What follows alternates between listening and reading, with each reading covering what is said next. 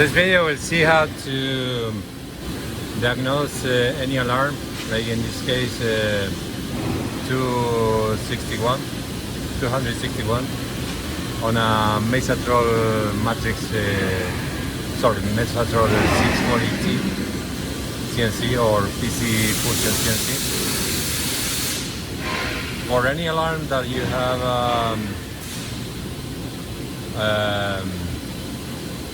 on the CNC, the user alarms, you have to subtract 200 to the number and you will get 61, and F61 is the signal that you have to look for on the ladder logic. So let's go to diagnosis.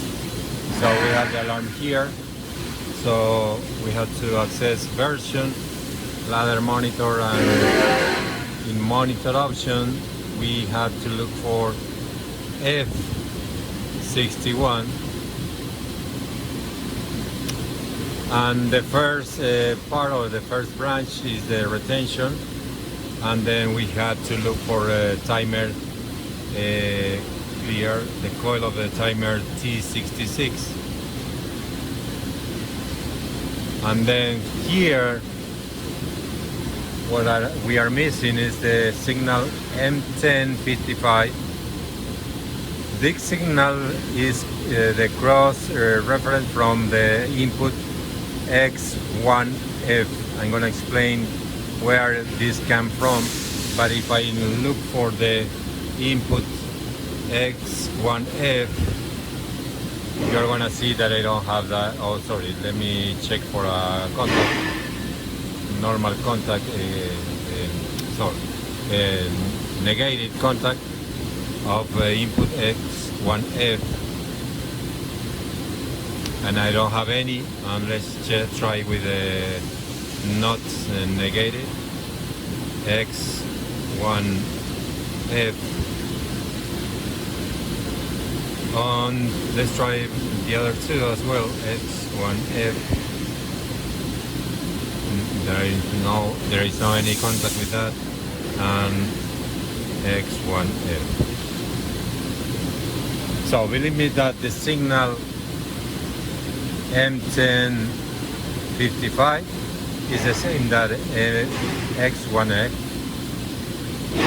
So let me check here, M1055,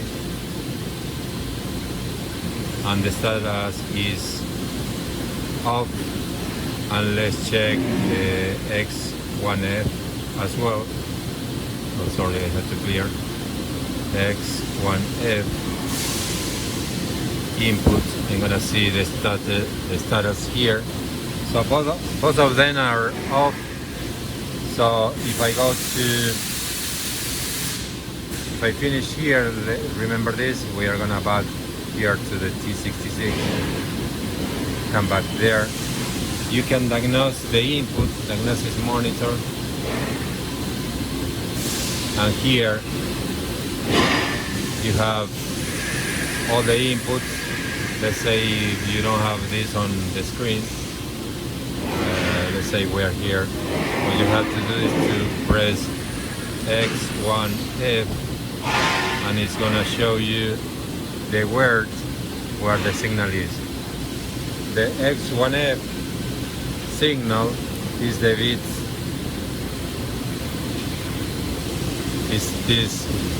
This is the first address. X10 means that this bit is X10, and if you are looking for X1F, we are looking for this signal to come on. Okay, so I know that input is coming from the flow meter. We replaced a pressure switch that it was original on the machine with a flow meter, and what I did is to disconnect the signal. As you see, it's off.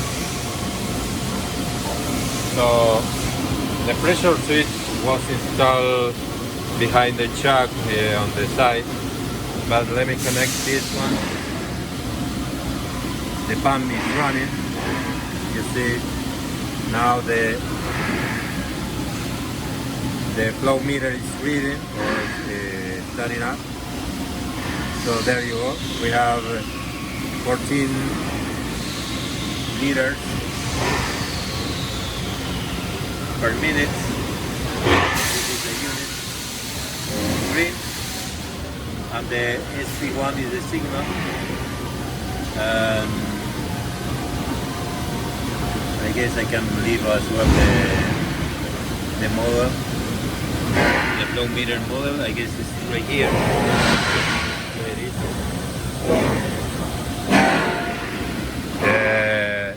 Remember, it's much better to use flow meter instead pressure switch to detect any problem with the pump, the coupling, the piping, the flow meter itself, or the wire or the cable signal. So now we should have the X1F in on. So let me put this on the support. Okay, so let's go back to the PLC. I'm not going to delete the alarm yet. Let's go to diagnosis, version, ladder monitor, and monitor coil. Let's look for T66. And you see the signal now is off. Even we haven't reset the alarm.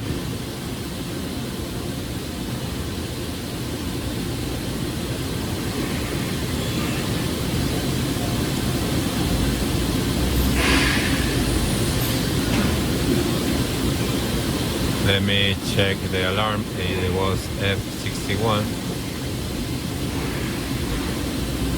Okay, we have the alarm. That is not anymore enabled. So let's check the register. M1055 is on, and let's check X1F. Oh, sorry. X1F input is on as well. So on the next part, I'm going to show you where this came from, because we don't have comments on this ladder monitor. We need to look for the print that we have on file to check where this M1055 signal is converted from X1F to M1055. Okay, thank you. This part we are going to explain why the alarm 261 is made by the input X1F. As we saw, this 261 alarm, it got the coil or the signal in the PLC F61, and that is triggered by the timer T66. And this is a ladder diagram. So if we go through the top, we need to continue on the button at the left side. So this is the first part, or the on the ladder logic. If you see on this mark or this line, we have different or increasing numbers. So meaning that this is before than the one that is on the F61. So here the timer is made by the contact negated of the signal M1055, and that signal is a cross reference from the X1F, because if we see this part of the logic on the same file, I have two tabs, but it's the same file, we can see here that we have data register type D, which, if you can see the explanation, the data register is the memory that stores the data in PLC. The data register has a 1.16-bit configuration and can be read and written in 16 units. To handle 32 bits data, 2 points must be used. The data register number designated with the 32 bits command will be in the lower order bits, and the designated data register number plus 1 will be the higher order data bit. So meaning that if we set the data register movement in X0, and we set the data register 209.33 or 930 here, means that it's gonna use the 930 and the 931. So as explained, and from the X0 to the X1F. So if I use an Excel file and say that the X0 is my first input here, and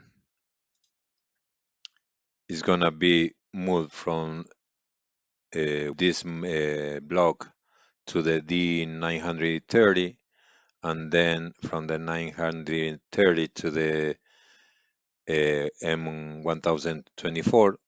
What I can say directly is that starting with X0 to the 1024, I can make the cross reference and check or do this extension and see that finally the X1F input is the 1055 signal that we use on the alarm here. So if we miss that input, we miss also this flag or this auxiliary signal, and then we trigger the alarm after a certain time set on the T66 timer. So now on the electrical diagram, if we look for the X1F input, it's a headstock loop. So what we need to do is to look for the auxiliary relay KA146, and that relay is on the page. Let me check my notes. 110. So it's right before.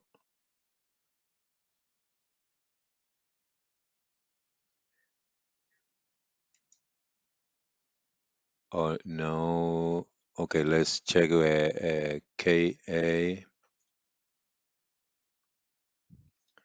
We said, okay, the KA is in the page that ends in 360, and the row is gonna be the number 9. So if you look for the drawing number, we need to look for the final 360 at the end. So let me look for KA146 and see what if we can find it. Okay, here it is. So let's check if it's coincidence. Yeah, actually there is a mistake here because the cross reference says that is 360, not 361, and it's on the row number 9.